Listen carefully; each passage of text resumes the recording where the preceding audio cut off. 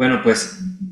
muy buenas tardes a todos y a todas. Agradezco a los organizadores de esta iniciativa. Es un gusto compartir esta mesa con mis colegas y aprender de sus interesantes trabajos. Gracias también a todas las personas que nos escuchan online. Mi presentación se llama Sócrates de Atenas en Gaza, integridad y libertad académica en los estudios clásicos frente a la pesadilla palestina y de la humanidad. Y es un poco, tal vez, es poco convencional. ¿Acaso no será difícil convenir en que cualquier coloquio sobre ética académica es no solo un punto de partida para razonar en conjunto y públicamente sobre problemas éticos y morales, sino también, sobre todo, un espacio que busca traducirse en acciones razonadas y justas frente a situaciones injustas al interior y al exterior de la academia? Como lo he hecho en ocasiones anteriores en que he tenido la oportunidad de hacer propuestas para construir desde México una genuina solidaridad con Palestina, esta es una nueva justificación desde otro ángulo de la necesidad de defender la libertad académica del pueblo palestino, para así también poder conservar y defender la cada vez más reducida libertad académica de pensamiento y de acción política en casi cualquier otro lugar del mundo. En ese sentido, espero que esta plática sirva para presentar la propuesta de que el Centro de Estudios Clásicos y este instituto se sumen a la iniciativa de crear espacios libres de apartheid con respecto a los lineamientos sugeridos por el movimiento BDS, Boycott, Divestment and Sanctions. What is your role as a diarist? I think you should see yourselves as the programme's partners in Como lo he hecho en ocasiones, ¿cómo ha sido vulnerada la libertad de expresión palestina? En el caso de la Franja de Gaza, la libertad académica ha sido totalmente anulada por medio de lo que Karama Nabulsi denominó academicidio o scholasticide en inglés, que consiste en la destrucción total del sistema educativo en la zona. What is your role as a diarist? Como lo resumió el colectivo Académicos con Palestina contra el Genocidio, este academicidio es a su vez parte de un epistemicidio que consiste en la aniquilación de todo resguardo físico y vivo de la memoria histórica que impide la continuación de dicho pueblo como pueblo. Israel una y otra vez ha justificado la destrucción del patrimonio cultural de Gaza y el academicidio, arguyendo que tiene el derecho a defenderse del terrorismo, del antisemitismo y a existir. Sin embargo, ambos crímenes forman parte del caso de Sudáfrica llevado ante la Corte Internacional de Justicia, acusando a Israel por genocidio. Por otra parte, en las academias y espacios educativos de Cisjordania, que en estos momentos ya también se encuentra bajo ataque, y de Jerusalén del Este y de Israel, el gobierno israelí ha intentado acallar toda voz crítica al gobierno y a la razón de Estado bajo el pretexto de expulsar el terror de la academia.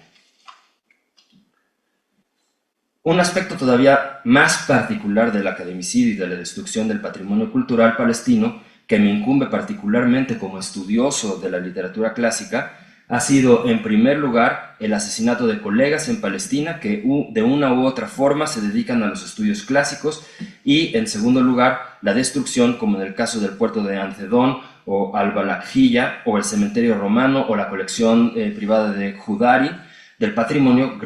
cultural grecorromano que le pertenece al pueblo palestino. Esto solo debería ser suficiente para, en atención a nuestra integridad académica, obligarnos a activamente solidarizarnos con nuestros colegas en Palestina y también en Israel, que están pagando un altísimo costo por cuestionar no solo al gobierno en turno, sino también, más profundamente, por cuestionar los cimientos fundacionales de dicho Estado. ¿Por qué el academicidio en Palestina ha implicado la censura académica en Estados Unidos y Europa? La fundación del Estado de Israel, hago una hipótesis, la fundación del Estado de Israel es inseparable de la formación de los Estados Unidos y de los Estados nacionales europeos, así como de sus respectivos aparatos educativos después de la Segunda Guerra Mundial y de la Guerra Fría. Esta formación estuvo marcada por un reconocimiento unívoco o casi unívoco en Occidente del sionismo como ideología de Estado y definitoria del judaísmo tanto al interior como al exterior de Israel, frente, por ejemplo, a otras expresiones del judaísmo, los palestinos y otros grupos minorizados.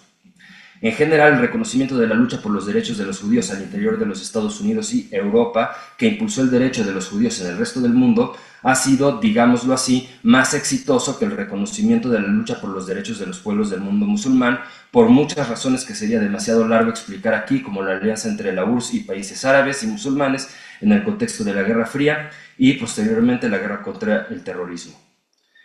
Este reconocimiento parcial y selectivo de los agravios cometidos contra los judíos ha permitido a estos países presentarse como alternativas democráticas supuestamente preferibles e inclusivas frente a las de sus antagonistas que tachan de antidemocráticos, totalitarios, etc. Integrado por palestinos, por estudiantes, académicos, judíos, sindicatos, etc., el movimiento internacional en solidaridad con Palestina ha podido identificar una parcialidad necesaria para el orden mundial, como lo comprenden no solo Israel, Estados Unidos y Europa, sino también, crucialmente, Rusia, China, Irán y en general.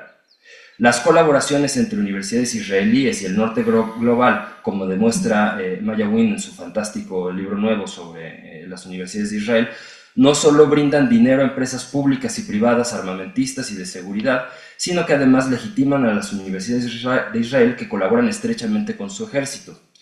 Al revelar que las academias y otros espacios educativos no son neutros, sino que más bien son parciales y en muchas ocasiones racistas e islamofóbicos,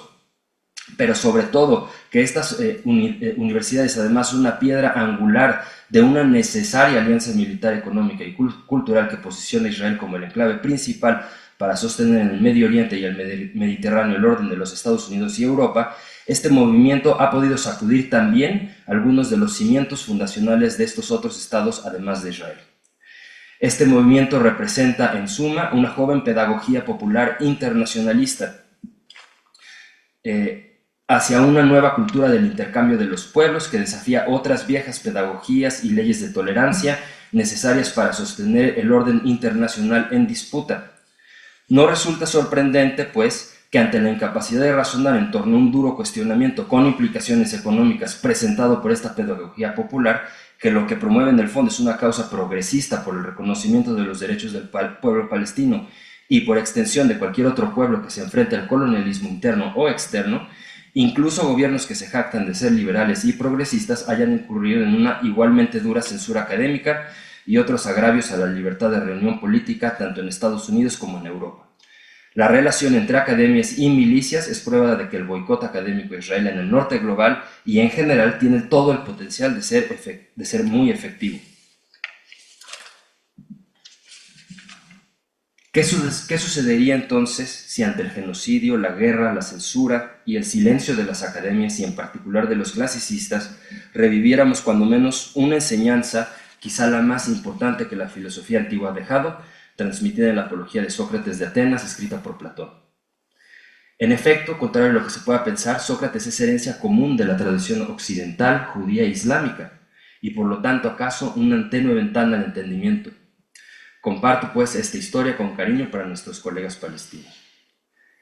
Durante 2423 años el espíritu de Sócrates había permanecido en una calma nada, indiferente a todo lo dicho sobre él en estudios académicos, hasta que bombas lanzadas por el ejército de Israel en el puerto de Antedón y el cementerio romano acabaron por perturbar a los muertos del pasado, abriendo un vórtice que lo despertó a la pesadilla del presente de la franja de Gaza.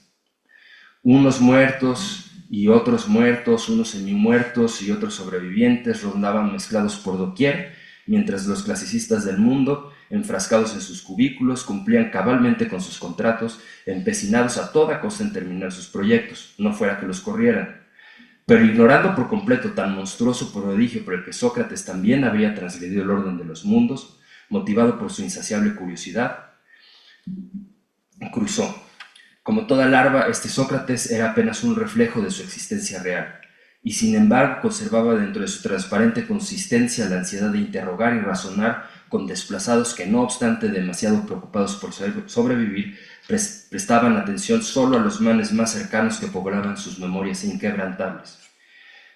Y los otros fantasmas más recientes solo se preocupaban por cobijar a sus vivos. Algunos niños podían, como suele ser un extraño poder propio de los más pequeños, ver claramente a Sócrates, pero no reconocían que se trataba de un feo espectro, y más allá escuchaban el llamado de la media luna que inclinaba uno de sus cuernos para apartarlos de lo más indescriptible bajo su plata de medianoche.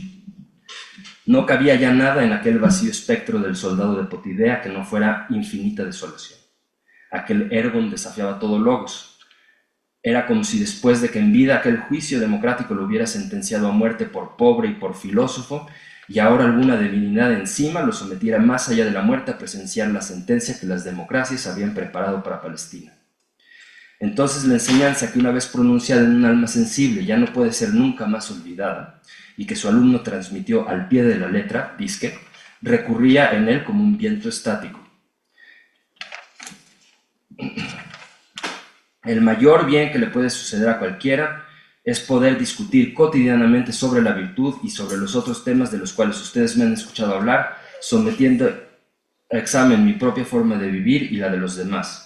pues ninguna manera de vivir que no sea examinada merece ser vivida por nadie. Entonces va a ser todavía menos probable que crean lo que digo. Sin embargo, esto es exactamente como lo digo, ciudadanos, aunque no sea fácil persuadirlos. De pronto, ahora un viento extraño trajo una página de algún libro de alguna destruida biblioteca, produciendo una insospechada coincidencia. Sócrates leyó lentamente el poema, evidentemente en árabe, pues los espectros no distinguen entre los idiomas porque comprenden todos y ninguno a la vez. Pero yo lo leo en castellano de la traducción del arabista Luz Gómez García. Cuando prepares tu desayuno, piensa en los otros. No olvides alimentar a las palomas. Cuando te ensarces en tus guerras, piensa en los otros. No olvides a quien piden paz. Cuando pagues la factura del agua, piensa en los otros. Hay quienes maman de las nubes. Cuando vuelvas a casa, tu casa, piensa en los otros. No olvides al pueblo que vive en campos de refugiados. Cuando te vayas a dormir contando estrellas, piensa en los otros. Hay quienes no hayan lugar para dormir. Cuando te liberes a ti mismo, empleando metáforas, piensa en los otros, los que han perdido el derecho a la palabra. Cuando pienses en los otros lejanos, piensa en ti mismo. Di, ojalá yo sea una vela en la oscuridad. El poema del sabio palestino Mahmoud Darwish resignificaba así la reflexión socrática apologética, presentándola como una paradoja, en la cual los opuestos reflexión, exetazo e irreflexión anexetastos del yo individual, kai emauton exetason, todos son inseparables de la reflexión e irreflexión de los otros, kai alus, de suerte que el conocimiento necesario para el cuidado de uno mismo, o la epimeleia eautú, implica el cuidado de los otros, epimeleia seautón. La virtud propia así residió en la colectiva, la defensa de los derechos propios en la de los demás, la vida plena propia en la vida plena común, en el constante y fluctuante diálogo de los opuestos. El mandato del oráculo de Delfos a Sócrates, conoce a ti mismo, contenido únicamente en la apología, es pues un mandato no individual, sino político. Intuyo que esta lectura del pasaje de la apología podría ser interesante si en lugar de comprender este pasaje de la apología como una figura retórica etimológica, como lo hacen algunos comentaristas, se lee frente al fragmento 101 de la Coincidentia Oppositorum Heraclitia. Pero la conclusión de esta plática dista mucho de ser historia de la filosofía y por el contrario busca actualizar alguna reflexión antigua para confrontar un problema de censura en la educación liberal occidental actual.